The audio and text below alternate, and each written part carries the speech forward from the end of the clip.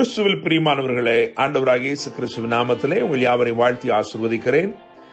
இந்த நாளுக்கு என்று தேவன் நமக்கு அருளி இருக்கும் ஜீவ வார்த்தை ஏசாயா தீர்க்க தரிசன புஸ்தகம் 43 அதிகாரம் 13 கடைசி பகுதியிலும், யோபு 42 அதிகாரம் 2 வசனத்திலும் இருக்கிறது. நான் செய்கிறதை தடுப்பவன் யார்? தேவரீர் சகலத்தையும் செய்ய வல்லவர், நீர் செய்ய நினைத்தது தடைபடாது என்பதை அறிந்திருக்கிறேன் என கேட்கிற தேவனுடைய பிள்ளைகளே, ஏசாயா தீர்க்க தரிசன புஸ்தகத்திலே 43 அதிகாரம் 13 வசனத்திலே ஆண்டவர் தம்முடைய அதிகாரத்தோட வல்லமையோட ஒரு கேள்வி எழுப்புகிறார்.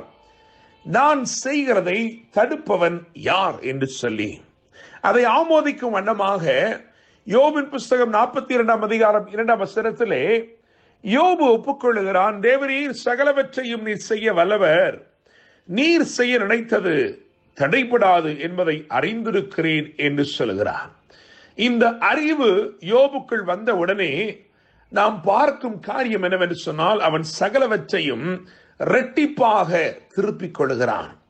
தேவன் அவனுடைய சிறையிருப்பை மாற்றி அவன் இழந்த எல்லாவற்றையும் திரும்பமாக இரட்டிப்பாக நன்மையாக அவனுக்கு தருகிறார்.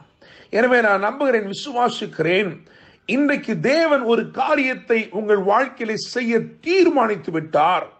அவர் நீங்கள் இழந்ததை திரும்ப தரும்படிக்கு தீர்மானித்திருக்கிறார். அவர் சில கிரியைகளை உங்கள் வாழ்க்கையில செய்ய தீர்மானித்திருக்கிறார். அதை ஒருவரும் தடுக்க முடியாது என கேட்கிற தேவனுடைய பிள்ளைகளே, இந்த அதிகாரத்தை, அதாவது ஏசாயா 43 அதிகாரத்தை வாசித்து பார்க்கும் பொழுது, இந்த அதிகாரத்திலே அவர் என்ன செய்கிறார் என்ற அந்த சத்தியத்தை நாம் விளங்கிக் கொள்ள வேண்டிய அவசியமாயிருக்கிறது. நான் செய்கிறதை தடுப்பவன் யார் என்று சொல்லி இருக்கிறது. அவர் என்ன செய்ய விரும்புகிறார் என்று ஒரு 3 காரியங்களை உங்கள் வாழ்க்கையில் நான் சொல்லும்படி விரும்புகிறேன். இந்த வசனத்தின் அடிப்படையிலே நான் சொல்லும் இந்த வார்த்தைகள் நிச்சயமாய் உங்கள் வாழ்க்கையிலே நிறைவேறும் காரியங்களாய், இன்று நடந்தேறும் காரியங்களாய் இருக்கிறது. தேவனுடைய பிள்ளைகளே, முதலாவதாக 14 வசனத்தை எடுத்து பார்க்கும் பொழுது, அந்த 14 வசனத்தில் எப்படி எழுதியிருக்கிறது?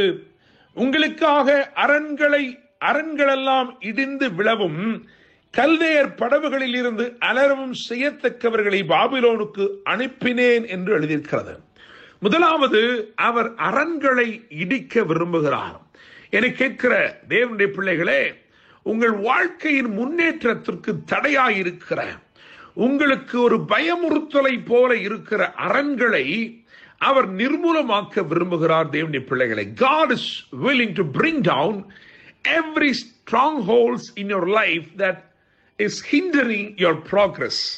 உன்னுடைய முன்னேற்றத்தை, உன்னுடைய நல்வாழ்வை தடுத்து நிறுத்தக்கூடிய அரண்கள், மதில் போல வானளாவி நிற்கிற அரண்கள் எதுவாயிருந்தாலும், உன்னை தடை செய்கிற அரண்கள் எதுவாயிருந்தாலும், உன்னுடைய பெருக்கத்திற்கு விரோதமாய் இன்னும் தேவ சமூகத்திற்கு நெருங்கி சேரக்கூடாதபடிக்கு தடைகளாய் எழும்பி நிற்கிறவைகள் எவைகளாயிருந்தாலும், இன்றைக்கு தேவன் அந்த அப்படிப்பட்ட அரண்களை இடித்து நிர்மூலமாக்குகிறார். தேவனுடைய பிள்ளைகளே, இரண்டாவதாக 17 வசனத்தை கவனித்து பார்க்கும் பொழுது, அங்கே இப்படி எழுதியிருக்கிறது: ரதங்களையும் குதிரைகளையும் இராணுவங்களையும் பராக்கிரமசாலிகளையும் புறப்பட பண்ணி அவைகள் எழுந்திராதபடிக்கு ஒருமித்து விழுந்து கிடக்கவும், ஒரு திரி அணைகிறது போல் அவைகள் அணைந்து போகவும் பண்ணுகிறார் என்று எழுதியிருக்கிறது. எனவே இரண்டாவதாக அவர் அணைத்து போட வேண்டியவைகளை அணைத்து போடுகிறார்.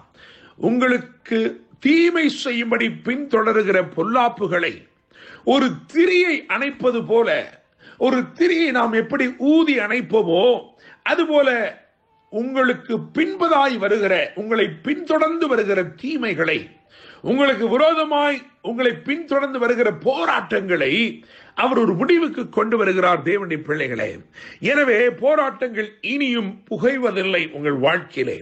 கர்த்தர் இன்றைக்கு இடைப்பட்டு தேவன் ஒரு திரி அணைகிறது போல் உங்களை பின்தொடர்ந்து வருகிற பெரிய சேனை, அது ரதங்களை கொண்ட சேனையாயிருக்கலாம், குதிரைகளை கொண்ட சேனைகளாயிருக்கலாம், இராணுவங்களை கொண்ட சேனைகளாயிருக்கலாம், இஸ்ரவேலருடைய வாழ்க்கையிலே ஒரு தேசம் அவர்களை துரத்தி கொண்டு வந்தது.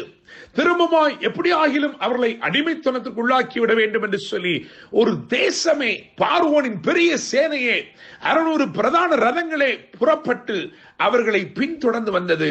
ஆனாலும் கர்த்தர் இடைப்பட்டு அற்புதம் செய்தார்.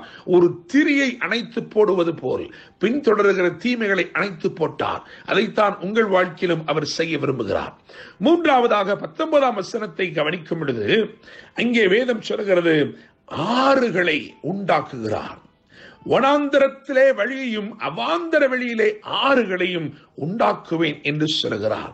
என கேட்கிற தேவனுடைய பிள்ளைகளே, அவாந்தர வெளியிலே ஆறுகள், நினைத்து பார்க்க முடியாத விதத்திலே, நினைத்து பார்க்க முடியாத இடங்களில் இருந்து ஆறுகள் புறப்பட்டு வனாந்தரங்களை வயல்வெளிகளாக மாற்றப் போகிறது. உங்கள் வாழ்க்கையின் வறட்சிகளை நீக்கும் ஆறுகளை ஆண்டவர் உண்டு பண்ணுகிறார். God is going to open up resources, unknown resources, resources that are totally alien to you. உங்களுக்கு தெரியவே தெரியாத விதத்திலே தேவன் சில ஆறுகளை உங்கள் வாழ்க்கையிலே அவர் புறப்பட பண்ணுகிறார். தேவனுடைய பிள்ளைகளே, எனவே 3 காரியங்களை உங்களுக்கு முன்பதாக இந்த காலை வேளையிலே நான் வைத்திருக்கிறேன். முதலாவது, அரண்களை இடிக்கிறார். இரண்டாவது, உங்களை பின்தொடர்ந்து வருகிற தீமைகளை அணைத்து போடுகிறார். மூன்றாவது, உங்களை ஆசீர்வதிக்கும் ஆறுகளை உண்டாக்குகிறார். கர்த்தர் தாமே இந்த வார்த்தைகள் மூலமாக உங்களை ஆசீர்வதித்து உங்களை வாழ வைத்து வளமுள்ளவர்களாய் மாற்றுவாராக. என்றும் அன்புடன் pastor Daniel Moses. God bless you.